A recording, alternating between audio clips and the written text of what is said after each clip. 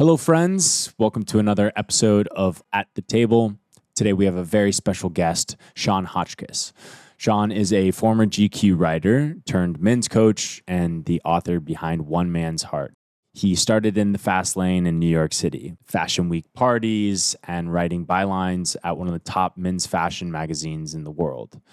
Then came to a crash, and he started facing the real work, which was himself. That shadow work translated into coaching, therapy, and holding space for men and what he finds himself doing now. In this episode, we talk about self-discovery, how to develop a healthier relationship with both the masculine and the feminine, what it takes to face the deeper parts of yourself, finding peace amongst the uncertainty, why slowing down might be the bravest thing that you can do, and the lessons he's learned guiding other men through this important inner work. This is the first time we've released an episode that's remote. At times, the audio can cut in and out. It's not the cleanest, but the important part is Sean's amazing messages and vulnerability. So bear with us on the audio, but I think if you are somebody that is interested in what I mentioned, self-discovery, and particularly men's mental health, I think it could be a really interesting episode for you. Hope you enjoy. It's a pleasure to have you on, Sean. Before hopping in, man, we were just going back and forth and genuinely appreciate the work that you're doing so much. It's helped me in my journey, but I know helping a lot of other people. So kudos to you for living a life that's authentic to you. And I selfishly am very grateful for the transparency and the authenticity that you lead with. To start, you talk a lot about the shift in your life where you had been this version of yourself that you call GQ Sean, and living this life of seeking validation. But there was a moment in time where you sat down, I think with a therapist, and said, make me an average guy.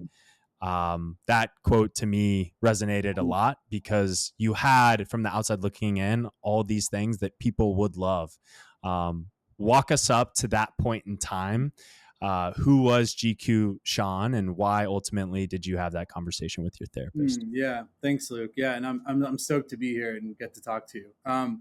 There's as you know, as someone who's interested in personal growth, right, and personal development, there's like the before I realized that all this shit was going on in the background, and kind of like I was living from, let's call it like sort of an unconscious place. And then there's the after, to like realizing that, oh wow, like all this stuff that was playing out in my life, I wasn't like making conscious choices to do these things. It was more of a reaction, right? Like to back it up and just start there, like I think like if I look at sort of like the pinnacle of my life in New York when I was working at GQ and I was, living this life that from the outside looked very amazing, I'm sure, right? But inside I had all this stuff that I had never addressed, right? So when I get to that point, it's like my life had been kind of playing out on autopilot to that point, is kind of the point that I like to share, right?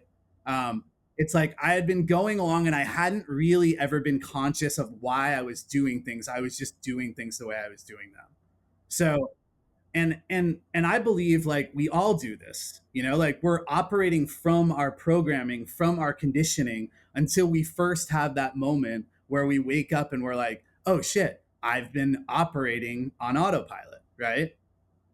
And for me, as I believe it happens for so many men and women, but I do work with men, so I'll focus more on the men's experience in our conversation. But like I find through coaching that this happens like this for so many men. It's like what leads to that initial wake up moment, or like a whoa moment, is something really shitty, like a really, really hard thing. And for me, that was a breakup that I had at the beginning of 2015. And that was the moment when like I realized that I had kind of been running away from all of these things in my life and had been running towards this kind of life that I thought again, that looks so beautiful on the outside, right?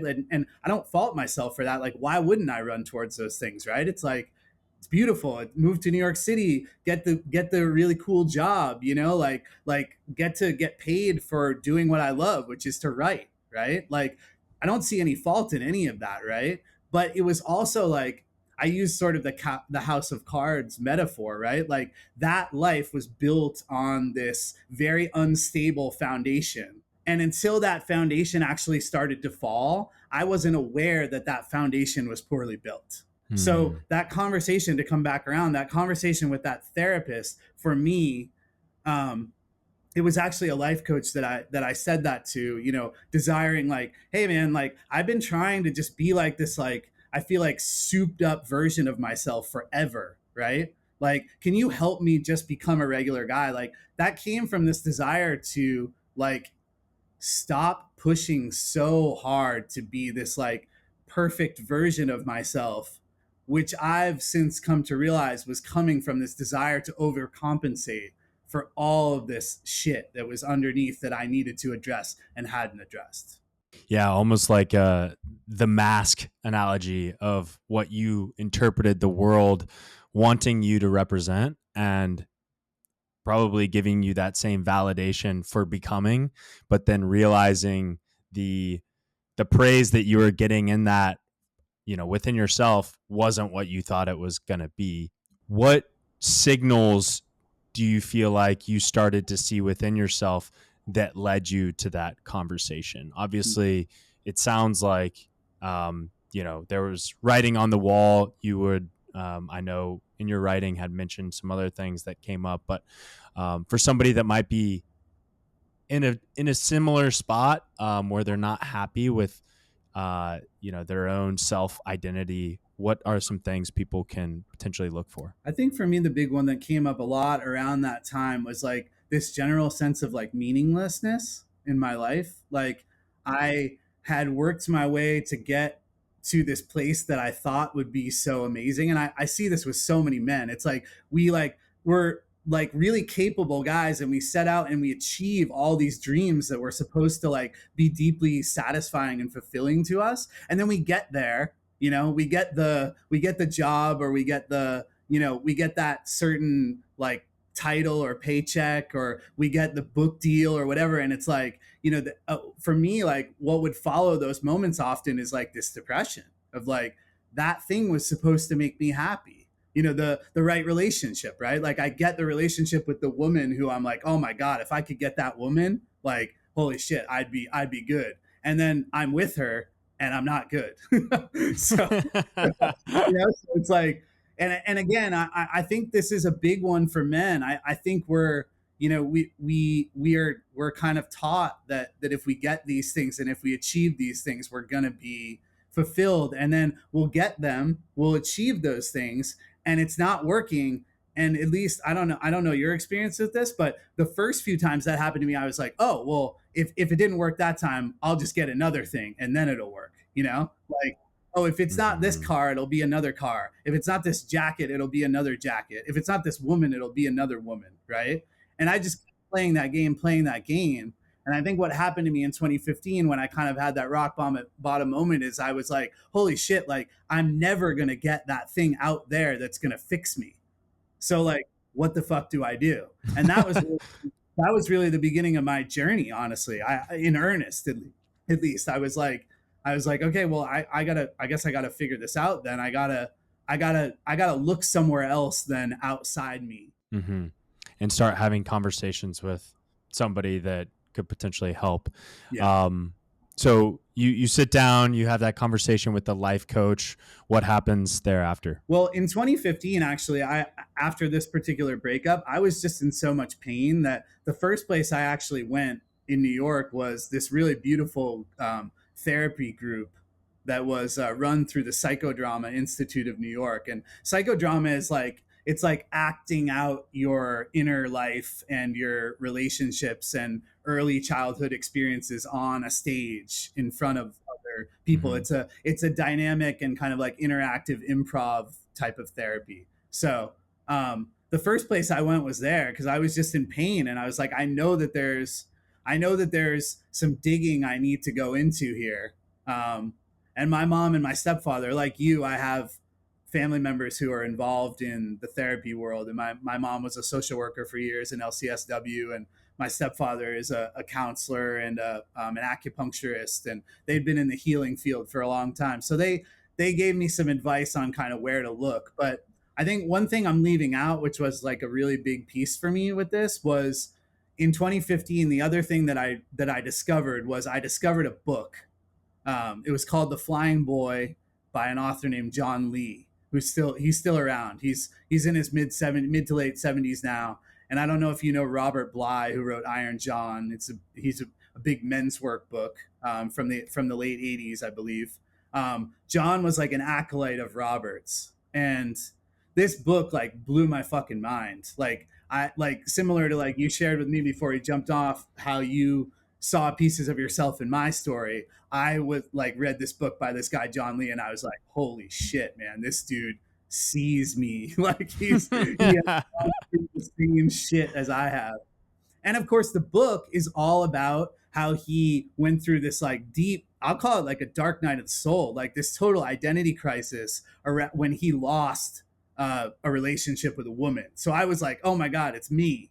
And so when I jumped into John's book, that was a big piece of me seeing myself in another man who was saying different shit than I had heard men say. Like this guy was writing it's a deeply vulnerable book. It's a beautiful book. I think when it came out, it was meant to be just like his thesis for grad school or something, if I'm getting this right. But a few months later, he was on Oprah, and it sold like 500,000 copies of this book or something. So like it was like cool. this deeply intimate book that he was meant to probably be sharing with just a handful of people, and then it became widely read. So I love that, and I love, like you, I get the sense you're the same way from our conversation. But it's like when that vulnerability hits you in that way, and you like really see yourself in someone, especially as a man growing up who, the men around me growing up were not vulnerable, my dad included. Like I rarely saw my dad cry. In my communities growing up, I grew up in a small town in Maine. Like vulnerability was not part of a man's arsenal, right? So, and I certainly wasn't seeing vulnerability for the most part, like in New York and in my life, and working at GQ and stuff. I wasn't seeing vulnerability from men. So, to see this man's vulnerability, to read it, to feel it, that also opened up something inside of me where I was like, oh shit, like this is the thing I've been looking for. I haven't read that book. I'm going to read it. I think that sounds fascinating. Led you to this place. It sounds like that I wanted to share a quote that I stole from your writing, and I think you might have repurposed it from somebody else. But the quote is, "Before we rise, we must descend." Brian Reeves. And it talks about opening the doorway to the stairway downstairs, and this concept that before we come out on the other side, we must go down to meet our shadows. Can you talk a little bit about that quote and how that impacted you? Yeah, if I remember correctly, Brian Reeves, who is a pretty well-known men's coach who has a couple books out, who I happened to work with for a time, he was the one who passed that to me. And it gave me different language for what I got from John those years before. My time with Brian was not too long ago. I worked with him in 2022. But yeah, it gave me new language for what I got from John all those years before. It was like that idea that like, and there's so much language around this. I feel like Carl Jung and his work are big around looking at the shadow, right? Like, so there's lots of different ways into this. But yeah, man, I mean, that to me was like, that was all the stuff that I had been unwilling to look at, that I felt like I was running away from.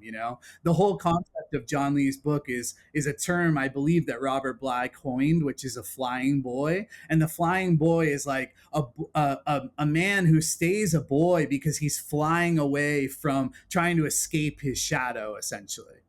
And so like, in New York, I think, or LA, where I've lived for the last 8 years, like you encounter a lot of that archetype of men, right? Like there are a lot of men that go there are a lot of us that go to these big cities to like make a name for ourselves, to do something cool, right? That but there's stuff that we've maybe left behind, like in our proverbial home, right? Like left behind stuff from our childhood, left behind like feelings that we've never felt, left behind like unresolved stuff from relationships, right? So we're going to these places. It's very archetypal, right? It's like it all comes back to sort of myth, right? But it's like boy leaves home to make something of himself, right? But in the doing so, he hasn't addressed a lot of these pieces, right? Yep. And so I feel like it's only when we get to that place, that place of like questioning, like, how did I get here? Then I get to start to look back or look inward, right? Then I get to go down the stairs a little bit and be like, oh, there's a bunch of stuff here that I haven't really addressed. And again, like I want to say for like the people listening, like that's not through any fault of ours. Like that's literally how the system works. Like we're not we do the autopilot thing. It seems almost on purpose. Like that's part of our journey, you know? And so like we need kind of the rock bottom, or we need the questioning moment, or we need the proverbial dark night of the soul or the ego, right? To like flip us into that questioning mode to start looking within, right? Like you were saying you just went on a Vipassana, which I think is amazing. I mean, 10 days of like sitting with yourself is fucking insane. Like Yeah, it's humbling for that's sure. like Yeah. that's a true moment, man, of like you are turned fully inward. You are not speaking to anyone around you, and you're like having that experience, right? And I think that moment, I think you'll know this quote too, but that like all of men's problems stem from the inability to like sit by himself in a room alone. I'm butchering it, but it's like Mhm. that is it right there. It's like can we take that questioning moment, that problem, that like dark night of the soul, that ego, dark night is the ego moment, and make that descent, right? Because there's no second rise until we've made the descent, right? It's like we've got to look at all the stuff that was making up that kind of autopilot journey. Yeah, so well said. I think for me, you mentioned this a little bit, but just like the distractions that can come within a life, especially when you are chasing a goal or a passion or trying to run a business, um, there's a lot of different things that you can cloud your mind with. And if it's not the business, then it's the social life. And if it's not the social life, then it's the next woman. And if it's not the next woman, then it's the next trip. And we're taught that will give us the validation that we want. But to your point, it's like you reach the end of the cycle when you do sit with yourself. You're like, holy shit, like what are my actual core values? Like, who do I really want Yeah. to be? And that is like the question of life, Yeah, it's like, who am I? Why am I that way? And do I want to actually be that person? Or is there like something else I'd rather be doing, right? I just remember I remember like the power of that moment, and I get to see it a lot in coaching. That power of like the questioning is like it's just so beautiful. It's like there's something so sacred about it. It's like after coming off that, and again, like, I look back at my story now and I'm like, yeah, there's nothing wrong with the stuff happening on the outside, right? Like there's nothing wrong with these things I was doing and the stuff that I was doing with my time, right? I mean, would I change it now? Yeah, my life's different now, but like I have different priorities. But like there's nothing wrong with the things. It's more like, why was I drawn to those things? And wouldn't I rather know like where those choices were coming from? It's like literally a consciousness thing, right? It's like the healthy masculine coming online and being like, no, I want to witness, I want to know why I'm doing these things, you know like I think like meditation at its best, right, is like that healthy masculine. It's just the desire to witness all that's happening, within.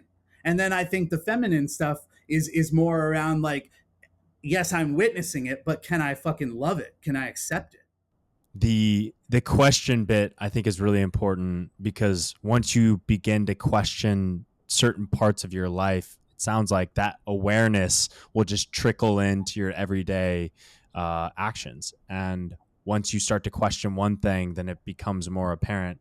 Um, for you, once you started to descend into the darkness, what did you find, and what were some ways that you found the courage to stay in that place until you were able to rise? I mean, first of all, one of the first things that I encountered was like, holy shit, this is the fucking coolest shit that I've ever read about in my entire life. You Mm, know, I'm sure yeah. you it on some level. It's like I got taken in the back room in a VIP or something and was like, like somebody showed me like there are all these fucking secrets to life that I didn't even know about, Yeah, like yeah. that's how I felt when I'd read John Lee and Robert Bly and Carl Jung, and like when I started to put these pieces together, I discovered like this spark that I was just, it absolutely lit me up. So that was like the number one thing I found. And then the other thing that I found was like I just found this like real deep fascination with how our lives come together and how we become the people that we are, and I just wanted to explore it. I wanted to dive as deep as possible into understanding how I became the person I became. Actually, a year after that breakup, so I had been in the psychodrama group for a year, and I started to get into my emotions more, which was also exhilarating. Like I Mm-hmm. remember getting into anger and grief for the first time, and like my body just feeling so alive, like I had felt dead for years. I mean, really since my father's death when I was 22. So this was almost 10 years. It was 10 years. So it was a decade. And for a decade, I really did. I felt hollow inside, Mm-hmm. you Mm-hmm. know? So to get in touch with these emotions felt enlivening. I felt alive. I was like, I'd leave this psychodrama and I'd walk to the subway and I felt like I could feel the fucking city like in my skin, It was like I felt alive. But what I was gonna say is one of the first things I did is I went to California. I spent 3 months in California with one of my college buddies and his partner at their place in Manhattan Beach. And I literally just wrote down my fucking life story because I wanted to know everything, you know? Mm-hmm. I wanted to know everything. I didn't want to leave any stone unturned. And actually what happened as I started writing that is because I think this is how it works, right? It's like you get a breadcrumb and the breadcrumb leads you to another breadcrumb and then you get another breadcrumb. And that's kind of part of the hero's journey of it all, right? Um, but I sat down and I wrote down my life story. And then I was like, fuck, man, like I don't know anything about my dad. I don't know anything about his death. I don't know anything about the circumstances around it. Like there are so many holes in my story that if I was to say write a book about my life, I would need to find those out. And so that led me on this other journey of like going back home and talking to people who knew my dad. And all of a sudden I'm doing this big shadow excavation all of a sudden. So to answer your question, it was like that's sort of what came next. Is like I found one thing and then it led to the next. And then I found another thing and it led to the next thing. And I'm in this other world. It's like it's very Joseph Campbell like, like it's like, you go around the hero's journey wheel and you're in the fucking belly of the whale. You don't know where you are, Right. Yeah. which, which is why like I love these conversations, and I love like any conversation that can help orient a man to where he is in his descent or like where he is in his journey. Because those type of books, like especially Iron John, Robert Bly's book, were so helpful to me because I at least had something that I could orient myself to, you know, because it felt so unfamiliar. In retrospect, looking back on that time for you when you were writing your life story, do you feel like you were able to be 100% honest with yourself at that Fuck point? no. I was going to say like that inner the back of my mind voice, I feel like will come up with excuses to validate decisions and actions.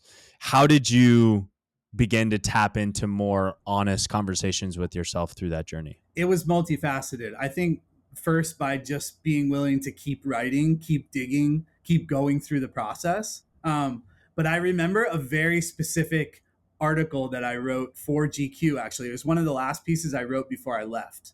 And it was all about me like purging my closet of all the clothes I had accumulated as a fashion writer. Wow. And and it became this metaphor for me kind of going through my proverbial closet and like looking at the skeletons in there, right? And looking at like how this shopping addiction had like served as a cover up for like my dad's death. And it was one of many things, but at the time that's where I was. But anyway, I'm saying this because I remember this specific conversation. My editor at the time, his name's Nick Marino. He was a great editor. He was pushing me to dig deeper in this story because he's like you're not there, like you're not there, like get truer. And then I remember he passed it to the editor in chief at the time, Jim Nelson, and Jim Nelson said the same thing, and he was like, Sean, he's like, I don't fucking believe you, like go deeper, go deeper. So it was like, it really was, in hindsight, it was these men around me that were like older men, and they were like, Sean, like dig deeper, you know, like keep going. So I feel like that's actually a big way that we can do this, right? And it's why I love men's groups. Like men around us, good men will reflect those things to us, right? They'll say like, Luke, like I don't think you're quite there with this, man. Like I hear you and like I love where you're at with this, but like I think there's something deeper here, man. Yeah. People to hold us accountable. What a blessing to have those editors push you in that way. I hear you speaking to the relationship with your father a bit, and also know you write about following in his footsteps and how that helped change course as well. Do you want to talk a little bit about that relationship? Sure. Yeah. I mean, my dad died 20 years ago. And so I've had this like incredible journey around him since his passing, from the first 4 years after his death, which was seeking oblivion at every turn. I was in so much pain, to going to rehab, cleaning up my life, getting sober, being willing to clear the path for more of this descent work, right? To coming back around, because one thing that I find, and I think this is worth mentioning this because I think it comes up in a lot of men's journeys. It's like it's very easy to minimize our pain and what we went through. Like it's very easy to be like, I went through that, but like that wasn't that hard, or like my dad wasn't really like that, or like my relationship with my mom wasn't that bad, like something like that. It's easy to minimize that because I think that's how the ego structure is built, right? Like we're protecting pain. So like part of the descent work is being willing to open to that pain, and like it's not going to open willingly. It's not going to be like an open sesame thing. It's not going to be like, oh sure, yeah, we've been tucking this down for 3 decades, here you go. Yeah. It's like, um, so yeah, man. I mean, I think like the way that I can speak from where I view it now, and where I view it now is like my dad was an amazing guy, like an incredible dude who had major issues, that he had never addressed. He had an enormous shadow. He was an orphan, which I think is honestly I've come to believe that's one of the deepest wounds you can have as a human being. To Mm, be given up by your own parents, specifically the mother, is that stays in your cells, yeah. that feeling of not being wanted. So my dad was an orphan, so he already had a hard situation. And then he had an alcoholic dad, and he had a mom who was kind of too, a little bit too close, kind of a smother mother type of situation. And so he came into his childhood, sorry, he came into his life just, he just had a lot of issues that he had never looked at. And like me and you have talked about, he was a classic flying boy archetype. He went for the gold, and because he was a really great, amazing, charismatic guy, he got the things that he wanted. And I bet it was probably very confusing when those things didn't hit the mark in the way that they thought they would. And my dad was also very like, his a lot of his self-worth came from women, came from being with women. I think tying back to that relationship with his mom, and like seeking a lot of self-worth through women, and that's another thing I picked up from him. And because of that, after he got divorced for the second time, he spiraled out, got really depressed, and took his life. So Mm, my dad had this story that on paper was like, it was a cautionary tale.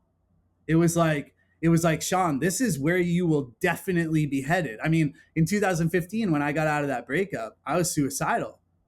And I was like, I had this moment of sitting, it actually is the opener in the book I'm writing. I had this moment of sitting on the beach with my mother in Florida, and she told me for the first time that my dad had had an affair, and that's why they had split up. And I just got hit. It was one of those things. It wasn't even her words. It was like an energetic thing where it was like, it just hit me all at once. I was like, holy shit, like I have the same issues that my dad had. And if I don't change it, like that's where I'm headed, you know? Mm. So that was also a part of that wake up moment for me. There was so much that happened at the beginning of 2015 for me. That was like the gloves off moment when life was like, When it rains, it pours. And thank you for sharing that. That's heartbreaking, but there is, it sounds like some light coming out of that story with helping you propel yourself on to a better path.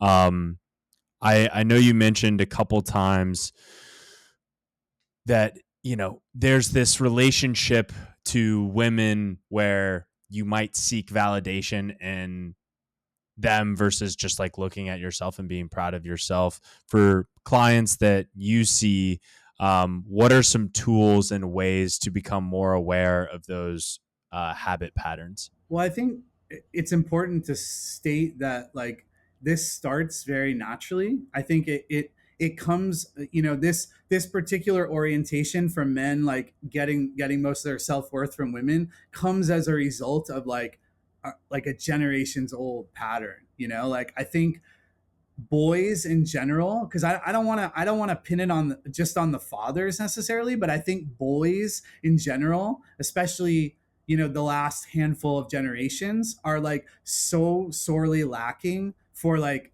healthy male connection in our formative years, right? And because that healthy male connection, and again, this is a big piece of what I do and like why I love to bring men together to do this healing work together and to like support each other and love each other and like just like be gentle, be tender together, right? Like that to me is the healing that men need, right? And because we don't have that, it's so natural to go to women. Like women are fucking better at that than us, like women are more in general, right? Like in general, women are more tuned into their emotional capacity usually than men. Like we young boys like often stay going to our mother for certain things because we're not getting them from our dad, or like it doesn't feel safe to go to our dad. And again, this messaging may not be coming from dad himself. It may be coming from the messaging that we get at school, like don't be feminine, don't be a girl, don't cry. It doesn't matter where it's coming from necessarily. I think what's more important is like your question, like what do we do about that? If I'm the guy who, like, if I don't have a girlfriend or if I'm not like hooking up with someone, I'm like wildly depressed and feel terrible about myself. What the fuck do I do about that? And I think the first big piece, man, is connecting and getting finding a place to be able to get some of the things that we are getting from women, which for a lot of men is like emotional security, safety, like relief. I think that's a big one. Like we get some semblance of relief when we're with a woman. Like it's like we can relax for a second, Mm-hmm. you know? Yeah. And like that and so I think like the to answer your question, the big tool initially, and this is something I'm talking about in the book, is like find a group of men who can give you some of that. Like find a group of men who can give you tenderness, who can give you like being willing to like hold with you and stay with you in your shit, like while you cry, while you process something, while you like that is like something that we need. And like until we learn how to get that from other men and like learn how to be in that type of intimacy with other men, we're always going to be going to women for that, you know it's Yeah. it's Very well inevitable. said. This chapter for me, and there's probably some people out there can relate to this, of like having a consistent partner for years on end and stopping, but then adamantly, looking at yourself and being like, all right, this is time for me to rebuild myself and who I am, comes with a lot of loneliness. And to your point, if you remove the validation, the warmth that you had received from women as a man, there's like this massive hole in your life that is is scary to like look at, you know? It's like, to your quote earlier, it's like leave a man alone for long enough with his thoughts and it's potentially the scariest moment of your life. What are some things when you're getting groups of men together that you find to be the most helpful to create like this vulnerability and openness to have some of these harder I conversations? think they start from the top down. I think like unless I lead with my own vulnerability, we're not going to get very far, you know? I think men need to know that it's safe to feel vulnerable and I wouldn't trust like a guy who comes into a men's group and is like immediately can like be vulnerable. Like there's a good reason that we don't. I mean, look at how I don't want to completely generalize here, but like look at how we're brought up. Like look at how boys are brought up, right? Like, don't be vulnerable is like one of the key fucking messages that we get is like, don't be too vulnerable. Don't be a pussy. Don't whatever, fill in the blank, right? It gets much worse than that. But like, so it's like, I think like the key component is the container that like I can create, right? And I think this goes for like one-on-one therapy, it goes for coaching, it goes for anything. Is the container that I create, does that lend itself to safety for these other men? And like knowing that that's not going to happen right off the bat. Like I wouldn't expect to hold a men's group of guys for the first time and have everyone just feel deeply safe right off the bat. Right. Like this, I think so much of this journey is a journey of God. I feel like we could just talk about this for hours, but I feel like so much of this journey is like finding safety within ourselves, right? Like you said, I loved what you said about how fucking lonely that can be when that relationship goes away and it's like, oh shit, I'm like sitting with myself now. Like what do I do? You know? Like the void which you pointed to, right? Like that void in your time, in your energy. Like if you look back to like how most of us are, at least like, you know, in your generation and my generation, like how most of us are also raised with porn, right? As a place to go. Like even if we don't have a partner, we can go to porn. And that's like creates this illusion of connection, right? And like gives us something to kind of put in that void. So it's like that void, should we choose to kind of accept it, right, is very real and very scary. And like I think like that doubles down on the need for like support during that time. Like even just to be able to go to you, right? Like if I'm feeling like I'm in the void right now and I'm like, Luke, I'm fucking in the void here, dude. Like I do not know what to do. Like I feel like even if I tell you that and you're like, Sean, I feel you, man. Like I've been there. Like I know exactly what you mean. It is really hard. Like we've just healed a little bit of that. Totally. Because it's relatable at that Yeah. point and you feel Yeah. seen in that moment. I love your idea of leading by example to open up a container and allowing people to share when they see you sharing. I think that's core to any experience. You mentioned a little bit the masculine and the feminine approach to how we're raised in today's age as men. What is the right balance to crack between those two things? Like you don't want to be a pussy, but you know, you want to show up for a woman and your friends in a way that demands, you know, that you are strong and you can support. So what's the right balance between those two things? I think it's different for everybody. I really stress that this journey of like discovering who we are on a deeper level is going to be deeply personal to you, and like you might answer that question differently than I might answer it. I think the key piece is really, again, having that group of men around us to give us different reflections of like different versions of how a man shows up, right? Like you, for me, I can speak to my own experience on this growing up, right? I'm a guy who I have quite a bit of feminine energy. And I felt like that was so bad and fucked up when I was growing up, right? I didn't see enough of that around because there were so many other guys who were like hiding that. We were all playing the same game, right? Like don't see too much, right? And so for me, like one of the most healing things on my journey has been in being in containers with men, for instance, who are super comfortable with their femininity, right? Like super comfortable being flamboyant. Like I worked with a coach he's a straight man, but he's like everyone thinks I'm gay. He's like, I love women, but everyone thinks I'm gay. And even that permission to just be like, he paints his nails and wears pearls, but like he likes women, like that gives me a whole nother window into like, oh, that's another type of man. Totally. One of my most recent teachers, who has been one of my most profound, is a bisexual man.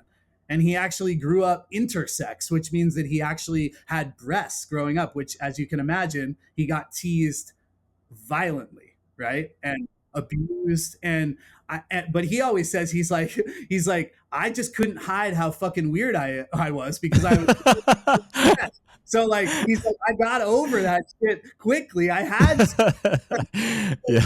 It was on the outside, and for so many of us, it's just on the inside. It's like, oh, I feel a little bit different, but like I don't look any different. And like, I can run. I mean, I think that was something always for me too. It was like, I could always fit in with the people that I wanted to fit in with. I'm like a run of the mill white dude, like I can fucking fit in, So it's like, I didn't have to acclimate to my own weirdness in that way, or my own like queerness. I think like having gay male friends has been such an incredible thing for me over the course of my life, because they have always given me more permission to tap more into that side of me that always felt like, shit, I got a lot of feminine energy here. And I'm not saying all gay men have a lot of feminine energy. They don't. A lot of them are carry more masculine energy than I do, right? But it's like, it's just those different faces of a man that I think are so powerful. Like, that's why, again, I love groups. Like, I'm a huge advocate for one-on-one work, and I think like it has its place and it's so important. But a group is so much more powerful. It's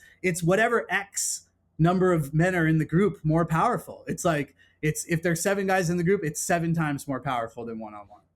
Yeah, what I hear you saying too is, when people let their walls down, your authentic self emerges. And that, it sounds like, is the right balance of like, there's no right answer. The right answer is just whatever is natural to you and who you are deep down. If you allow that side of you to show, then that's maybe the answer. You mentioned porn, and this is something that I think is going to become even more important as it becomes more accessible with AI and all this other shit. What have you learned about porn through your work with men? And what are some like flags that you would raise, or ways to combat those habits? I think the big thing with porn, in my experience, is that for a lot of men, that's a way to manage our emotions during a really, really, really confusing time, which is our puberty time. Like, we go from, I mean, I don't know about you, but I received next to zero education about my changing body, what was going on with me, hormones, sex, any of that stuff. Put it in the bucket, right? Like, I just didn't receive any education around that at all, or support, right? And I think, because this is a big thing that I learned, working with my most recent teacher, who, his name is Luis Mojica. Um, and he's wonderful. His organization is called Holistic Life Navigation, and he really stresses. He's maybe one of the most profound men's guys running a men's group that I've encountered, because he so focuses on this puberty experience so acutely. And one of the things that I really learned from him is like, porn is the place that we go to manage our feelings. So it's like a big like cocktail of stuff is happening there, right? It's like testosterone is flooding our body, which makes us in a heightened state all the time. It makes us actually physically and chemically harder to process emotion that's coming up, which, if you're a boy at whatever age you might be, 10, 11, 12, 13, you've already been learning to suppress your emotions for like 6, 7 years already. So then it becomes harder, even physically, to process these big feelings. And the place that a lot of us go when we feel really stressed out, like, I know for me, like, porn was a big thing for me. Like, when I got home from a day at school, right? Like, I was really shy. I've always been really sensitive. School was overload for me. It was like a day of school was like, it was a lot, right, on my nervous system. So I got home, and one of the ways that I like relaxed was to watch porn. It was like, masturbation just like helped me relax. So right there, I'm tying like some pretty big ties together that are gonna be messy later, right? Which is like, because I'm a straight guy, I'm instantly equating the porn I watch with relief, which means I'm equating women with relief. Right there, bam. That's the huge tie that I make right there. And I'm also going to porn as a means of soothing myself, which means that if you were to remove the porn later in my life and I'm not getting that anymore, I'm going to be hit with like an upswell of all the shit that I did not feel in those years, right? So it's like I think those are the two big things with porn is like most of us use porn as a way to soothe. And I'm not saying we all do. Like some guys use food, some guys use video games, some guys use achievement at school and like getting straight A's, some guys use date, whatever, like fill in the blank, right? But it's like porn is a big, free, highly accessible way that men do that boys do that, right? During time of like heightened major feelings that are not getting expressed. And actually, like I think a big one of those is anger. And I think a big reason why there's can be such a tie for men with sex and anger and porn and anger is because like anger is an uncomfortable emotion for a lot of us to feel, especially sensitive guys, right? Like I know for me as a sensitive guy, like I was not trying to be the fucking angry guy, Yeah. right? So, and yet at that time in my puberty, I was frustrated about everything, dude. Like, I was really angry about a lot and it wasn't getting processed. And instead, I was just going to the porn, cutting it off. Then, when I discovered drinking, I was going to the drinking and cutting it off. I was cutting it off, cutting it off. And if you like cut off your emotions for decades, you're gonna have a fucking problem, you know? Like, people will go, it'll probably take us years to actually prove some of these things, but like I think that's unexpressed emotion is a huge driver of chronic illness. It's a huge driver of cancers of different forms. It's like it's a huge driver of stress and burnout and suicide and all those things, right? So we're looking at the same source material, and that source material is something that a lot of guys go to porn to check out, to soothe. And again, there's nothing wrong with that because we're doing something smart. We're like finding something that works as an outlet. But the problem only becomes a problem when all those years later, when like you're addicted to porn, like you said, like looking for red flags, right? Like I think a red flag is like for most guys, like if you're watching porn every day, which is not uncommon, that's probably a place to look. Yeah. Yeah. You mentioned regulation almost as this way for men to just like habitually clear their mind or a place to relax, I think is what you framed it as. What are some better ways to express those emotions so that you aren't relying on something like One porn? of the best experiences that I ever had and insights into this was I did a leadership training program through a teen boys mentoring organization. Um, I worked under this guy named Trevor Spring, who is a master at this, and his organization is called Rooted Futures. He used to be an offshoot of the men's organization Sacred Sons, but now he has his own place.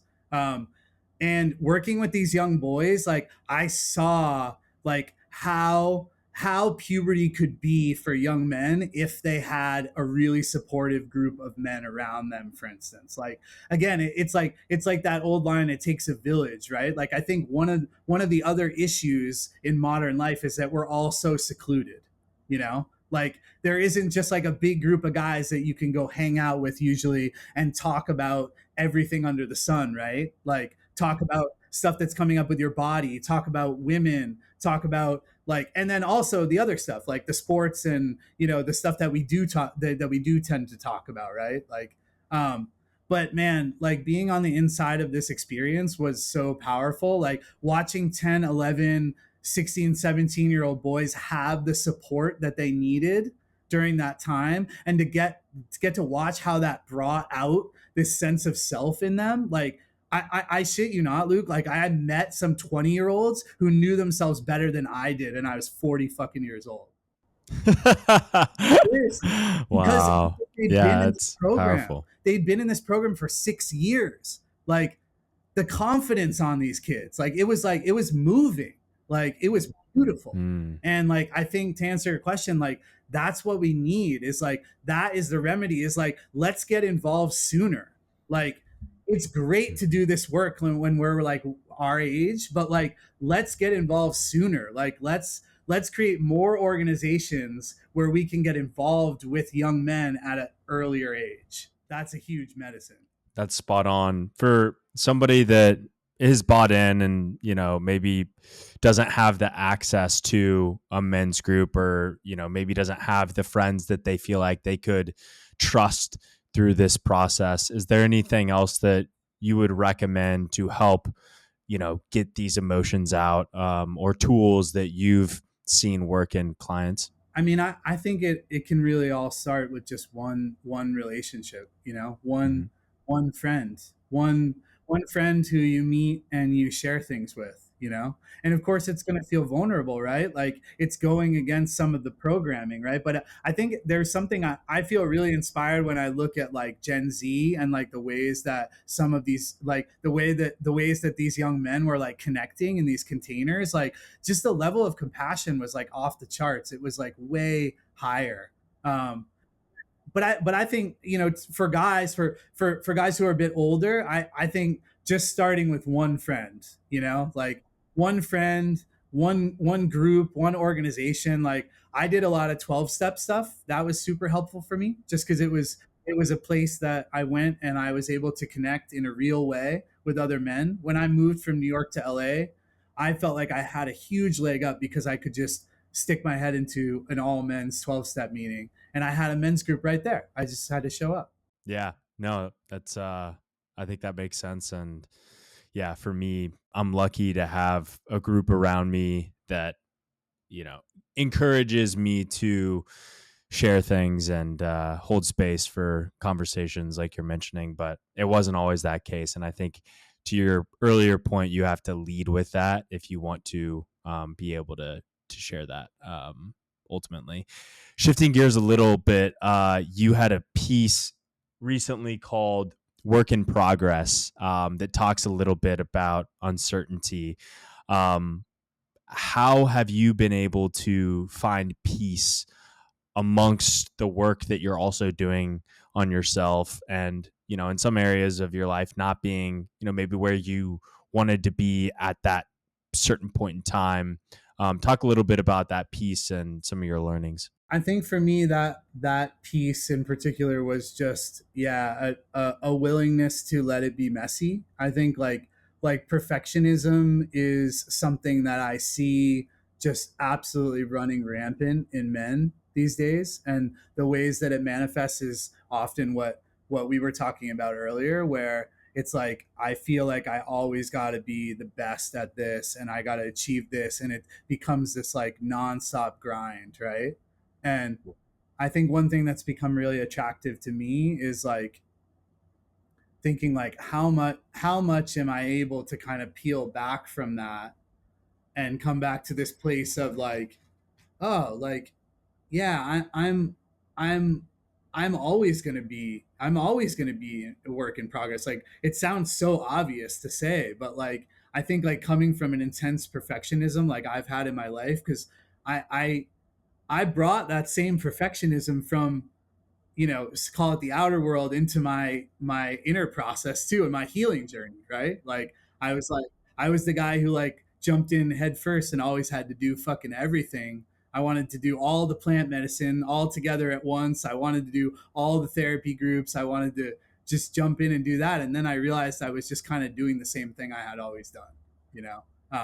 So I think for me, like one thing that I see a lot of the guys that I'm working with right now working on is, yeah, like taking those steps towards letting go of some of the perfectionism, let it be messy, um, let life kind of beat you down a little bit, share about it, feel it, like, like I think that there's a piece of surrender there, right? I think like to take it back to the flying boy idea, like we fly, fly, fly, fly, fly, and then eventually we'll like hit something or get tired or we'll fly into the sun or whatever will happen, right? And then we got to fall down and like deal with the surrender piece, right? Like, oh shit, can I be content if I'm just right here today? I was just trying to find this quote that I mentioned in on the podcast last week. It's from Aubrey Marcus when he was accepting his New York Times bestseller nomination. He gave a speech where, long story short, he was like, there were so many times throughout this experience where I was pulled away from the present moment because I was worried about getting to this place right here, right now. He said, I wouldn't change any of the mistakes or mishaps. I needed those. But the times in which I questioned my path and I was pulled out of the present moment, a lunch with a friend, time with my spouse, those are the moments that I wish I had back. And for me, that's something that is so relatable. Like, this uncertainty component is something I battle all the time. And to your point, it's just understanding that all of this is a work in progress, and surrendering to that component, I think, is so important. Yeah. Yeah. And I think it's worth maybe even talking about the physical process of surrender as well. I think like that, like I feel like we touched on this a bit earlier. I don't remember exactly where, but talking about that rigidness, right? Like there is actually a physical process of surrender. I think like, as I've been going further on this journey, I've really keyed into just the importance of somatic work, right? And bringing it back to the body, right? And even if I understand something up here, am I actually practicing it here, right? Because my body is a separate entity, right, than my mind. It's like my body just reacts. So it's like what does that physical process of finding peace within uncertainty look like within the body, right? Like, can I actually relax in this moment, which by nature is fucking uncertain? Like life is uncertain. I feel like we get in trouble by trying to make it certain. Like that's how we get in fucking trouble is we try to make it certain. We hold on to shit. We're like, oh God, if I let go of this relationship, I won't know who the fuck I am. So we try to hold on to certainty, right? And it's like, what does that, like just kind of throwing it out there, like to anyone who's listening, or like, like what does that physical process of surrender feel like in your body? And like, can you give yourself more of that? Like, is that possible? Like, what does it look like what does it feel like to surrender to a feeling, right? Like the way that I think about it is like, okay, like if you and I were to tune in right now, I can go immediately to like, okay, cool. Like I'm on a podcast, I'm talking to Luke, like I'm pressured to try to say something worthwhile so that someone listens. You're smashing it, by the way, Sean. So I feel something in my chest. I feel this little hint. I can find it. It's right there. It's like this little sense of pressure of like, oh, you better give a lot. You better give your energy, man, so people can feel your energy. And like so like even coming into that, even feeling that, even sharing that with you, even being vulnerable about that to me just relaxed that piece in my chest a little bit more. That to me gave me exactly what we're talking about, which is like a little more peace. Because now I'm like, oh, cool. Yeah, it's out there now. In the teen mentoring, I just want to quickly mention this. In the teen mentoring program I did, which I loved because um, this guy Trevor Spring, again, a wizard at what he does, he would always talk about, and this is something I get from Luis as well, who's been a great teacher with this, is like vocalize your internal experience because everyone around you already fucking knows. Like this comes up a lot in our in men's relationships with women, right? Like one of the top things, right? Like my partner can feel when something is going on with me. Like she knows, she sometimes knows that I'm tight before I know, right? Yeah. So it's like so like vocalize your internal experience. It makes everyone around you feel safer because they already fucking know.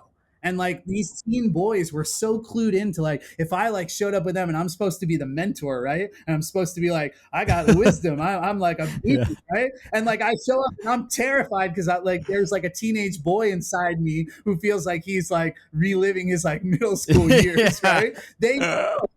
So Totally. like if I say to them like, hey man, like I just want to share with you, like being here with you guys is actually like bringing up a lot of stuff for me from my childhood. And like I just want to let you know that because I'm wondering if you can feel that. Holy shit. the air just comes out of the room. It's like everyone can just like sink in a little bit deeper because that kid was already feeling that from me. Totally. I think it's such a great insight. And the most, I don't know why this is coming up for me right now, but like the place I see this the most is in public speaking. When somebody is giving a speech and they're visibly uncomfortable and they just share it like, I'm nervous as shit, like I'm probably gonna fuck this up, but here we go. There's just this endearing warmth that comes from that, and everyone's allowed to exhale, because otherwise you're like tense and like, oh please, at least for me, like when I watch people speak publicly, like it's hard for me to go to comedy shows sometimes because I'm like, I'm pulling for them and I'm like, it's hard for me to concentrate on what they're saying because I'm like, I want you to do really well and feel good about this. But what a great insight, man. Just understanding in your body the sensations that are coming up and processing that, being open with the people in your life. I think that's such a beautiful insight. Thanks. Yeah. One thing that I'm always blown away with is how simple some of this stuff is, but again, just how we don't learn it. Totally. You know, Yeah. like if I think about my sort of like male programming, it was like, don't show, like if you're nervous, again, I love that. It's so true. It's like if someone gets up there and they're like, God, I'm so fucking nervous right now, everyone can relax. Totally. The air in the room. But I think that gift is like, honestly, like if we want to like bring it back around to like just like you and I both like wanting to be good guys in the world, like that right there is a gift to everyone around you. Like to me, that's the healthy masculine at work. Like that almost kind of answers a little bit of that question of like, okay, so what is the right balance? I think that's a piece of the right balance. It's like, can I say something that helps you feel safer? Can I show up in a way that makes you feel like this is a safe space that you and I are in? That's the fucking, I mean, that's the healthy masculine. That's like it's like the benevolent like father figure. It's like he's making sure, to your point from earlier, right? Like, yeah, we want to be vulnerable, but we also want to protect the people we love, right? Like that's both of those. That's like a double hitter. I couldn't agree more, and I'm glad you brought up the somatics piece. It's something that I'm new to, but I think is really important, and just understanding your body and your mind, because they inform each other. Last 10 minutes or so, I wanted to give you a space to talk about the new book and some of the things that are coming up for you, your favorite things to speak to in your journey. And I'll leave it there. Awesome. Yeah. Thank you for the opportunity. I think what's coming up for me is like this revisiting, like getting to write this book and getting to revisit my own journey and also the journey of so many men that I've had the pleasure of working with in this context, like has been so reaffirming and like so validating to like things that I knew were kind of happening or pieces of my story. Like it's like my hypothesis around all of this stuff that we've been talking about today has just deepened, and I think like that just feels really good. Because again, my impetus from the time my father died and like I actually got my shit together after that, after 4 years of just being in pain, was like I want to help men. Like I want to help men with the problems that seem to come up for so many of us, right? Like there is no bigger problem for men than their relationships with women. I'm sorry, it's the fucking number one. Well, actually, I don't know which is bigger. Honestly, I think, is it our relationship with ourselves or is it our relationship? They're so implicitly like tied together. It's impossible to say. But I think like what this book gives me the opportunity to do is to get to offer something to the world that I feel like is my experience around what that journey looks like. How do you have a good relationship with yourself, and subsequently how do you have a good relationship with the feminine within yourself, and then also with women, right?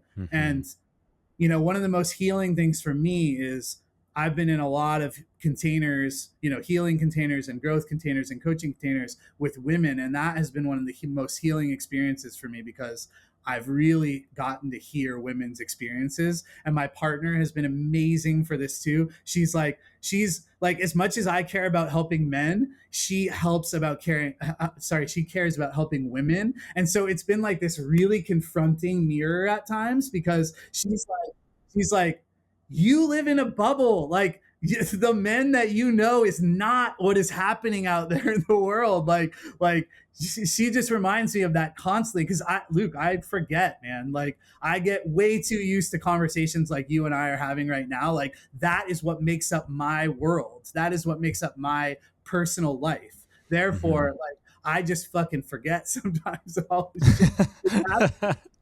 Um, and so, Yeah. like, getting to hear women's experiences has been really beautiful. And my partner's experiences in particular have been super super feeding to this book, because, like, the version of this book that I wrote at first, that I was pitching around, I would never want that in the world. Like, it was like misogynist. It was like me just like pouring my trauma onto the page, and like somehow thinking that that would fucking heal other people's. I mean, don't get me wrong. I'm sure it would have been of some service, in the sense that like people could have seen their stories in it. But like, working through this version, and I'm also working with an amazing woman editor on this as well, which has been Cool. that's been an amazing Like journey. filter almost. Yeah.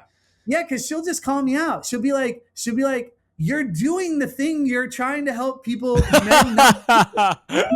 He's like, you're objectifying women. Like, she's like, Yeah. and she doesn't say it in like a harsh way, but she's like, Sean, you're objectifying women in that sentence. Like, just try harder. It's like Jim and Nick said to me years ago. She's just like, go deeper. Like, I don't believe you. Like, and so it's been really beautiful, because I wouldn't have been able to accept that help from women in the past. I would have been super guarded against it. I've had one of the things that's a big piece of this journey is or a big piece of this book is, I just had a lot of distrust around the feminine. I had a lot of wounds around with both my mother and stepmother. I had a lot of wounds around early relationships. I had a lot of heartbreak, and I had a lot of unprocessed stuff, which, I would vouch to any man who's listening. I would look at that stuff, like, that's an important place to look. It's important to look at our relationship with our mother and what we learned from that. It's important to look at relationships with early girlfriends and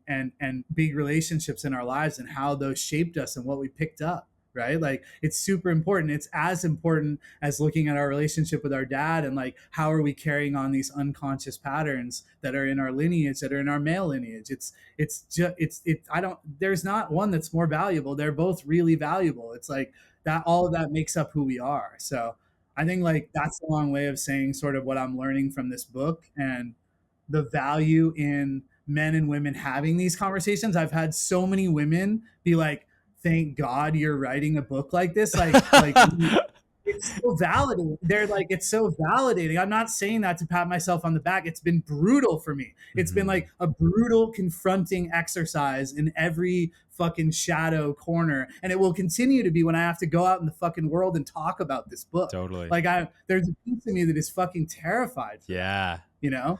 Oh, Like, I really relate to that Aubrey Marcus piece, where it's like, I play ahead in the tape, right? And I'm like, okay, cool. I'm on the podcast now. I'm talking about the book. Like, it's hard to not go there sometimes, but I'm like, you will be the person that you need to be at that moment to like have whatever needs to happen, right?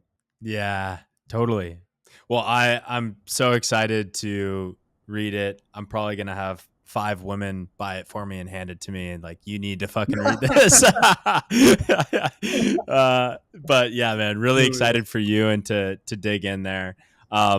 You mentioned one thing that I want to ask about, just like navigating relationships. Obviously, you have the filter of speaking to a lot of men that are likely in relationships, but what do you feel like are the most important parts of maintaining a partnership that lasts, through time? And the second piece on top of that is actually from a friend yesterday. She asked me when I thought it was the right time for people to leave their partner and not invest more Mm, into the wow. relationship. So those two questions Yeah, came up for beautiful. me. Yeah, I love them both. The first one for me is building relationships on a foundation of respect and starting with friendship. I think like one thing that I see a lot in the guys that I coach and stuff is like, we see the woman across the room and the fucking, the sparks fly in the chest, and it's the lusts, and it's just like I want that person, and a lot of people come into relationship that way, right? And then wonder like why is it not working in the way that I thought it was, right? And I think like one experience that I had with my partner now is we went really slow and we built a relationship that was really like a deep friendship first. It was a deep friendship. It was mutual respect. It was like it was establishing trust, because again, I wouldn't expect anyone to come into a relationship and feel immediate sense of trust, right? But I think like there were enough things that happened early on in our relationship, and this is something we're still working through a lot because we both have trust stuff that comes up, right? Like we have wounds around past relationships. We have wounds around our parents, right? That come up. But it's like, I think if I look back at my past and I look back at the relationships that I really wanted to work but didn't work out, they were because I rushed into it and I tried to make something work quicker than it naturally was unfolding, right? So I don't think you can, like, if you build a relationship based on like mutual respect and like seeing that person in the world and like being like that person is just a good, solid, consistent, stable, loving person, like I just don't think something bad's going to come of that, even if you decide to go your separate ways. It's like you will have had this beautiful building experience with that person, right? I can't stress enough. Like I see guys really moving quickly in dating, and like moving slowly is totally the I don't want to say the future, but it's like, And even being drawn to the slow yeah, burn, well, it's like I think scary. in my past relationships, the ones that I'm really excited about are the ones that are extremely volatile, where we're Yes. both on our toes Yeah. and you're riding the roller coaster.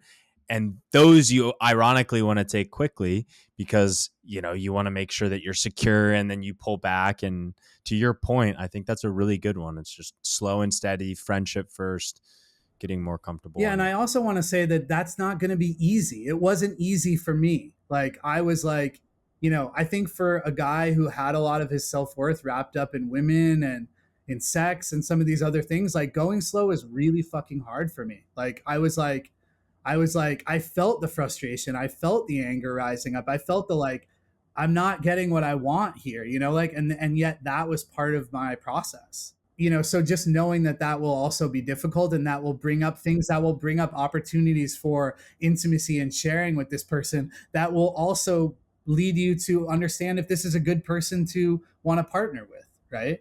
Because I think a lot of us, I'll just speak for myself, a lot of times I would rush into relationships is because a part of me knew that there were Mm. red flags fucking everywhere, but I just wanted to like Yeah. get to the place, right? Yeah. And then there's no place. Right. There's no destination. So it's like I gotta wake up next to this person. Like I can't like bypass these red flags and like just hope that like they'll disappear. But yeah, I want to answer your other question too, because I think it's so good. Wow, yeah. When to leave, right? When to leave versus to continue investing. Is that kind of the crux of it? Yeah. Yeah. You have this slow burn relationship. Things are going well, and ultimately things take a turn.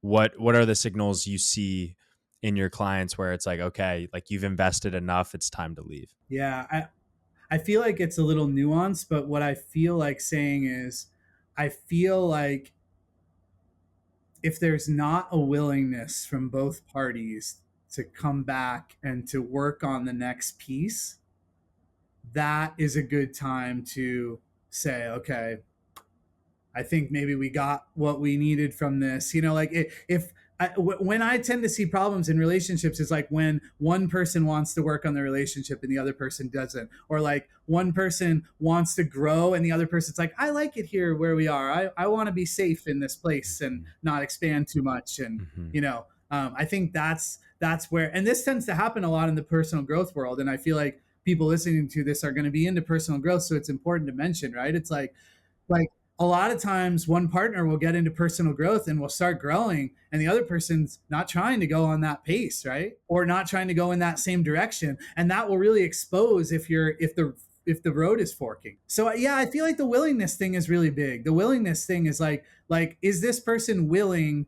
to own their part?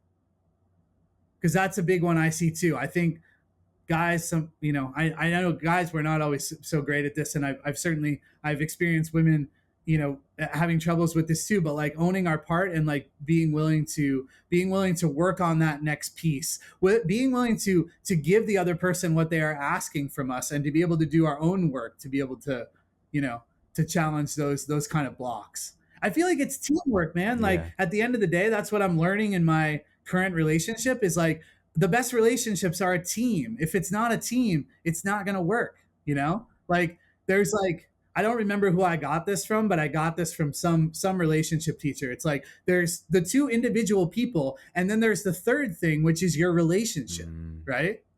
And like you guys got to be feeding that thing. You got to be feeding it like a plant and investing into it, growing together. Yes. Yep. Yeah. That relational field itself. My partner and I are working with a somatic couples therapist right now, and she talks about the relational field itself and what we're each bringing to the relational field, right? And I think like that willingness to continue to participate and continue to own your piece that's adding to the relational field, and it sounds kind of high level, but I think that's it. Yeah, no, I think very well said.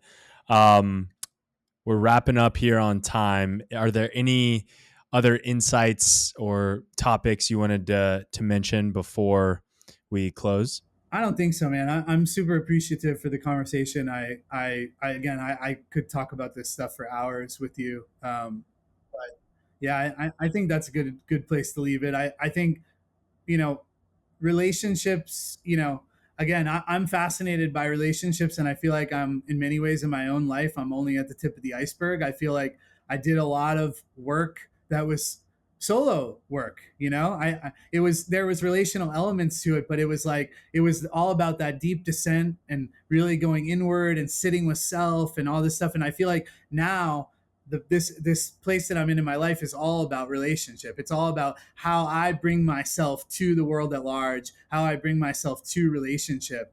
And, there's a part of me that almost wants to say, I wish that I knew that was important sooner, but I've always been I've always been a bit of a lone wolf. So I think that like this relational piece and these types of conversations and the stuff that comes forward in them is just like really priceless, man. So thanks for creating.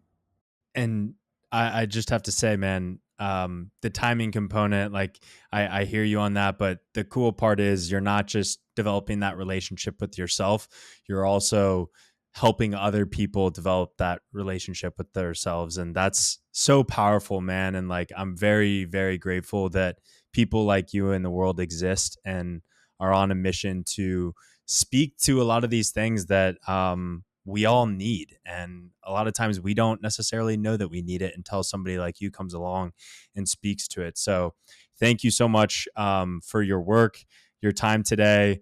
Where can people follow along on your journey? I think the best place to find me is my Substack these days, just because that's where I'm contributing the most work. When I am finished with my book, I plan to be there a lot more, and also plan to get back in the social media world, which I've left largely behind the last 2.5 years. Good for you, man. Yeah. I need to get back out there because it's so fun. It's so fun having conversations, with you and with other people. So I want to get more into that. So yeah, my Instagram is at Sean M. Hotchkiss, I believe is what it is. And my Substack is onemansheart.substack.com. Right on, brother. Well, thank you for taking the time, and I'm sure it won't be the last. So cheers and thank you. Have a great day. Appreciate it.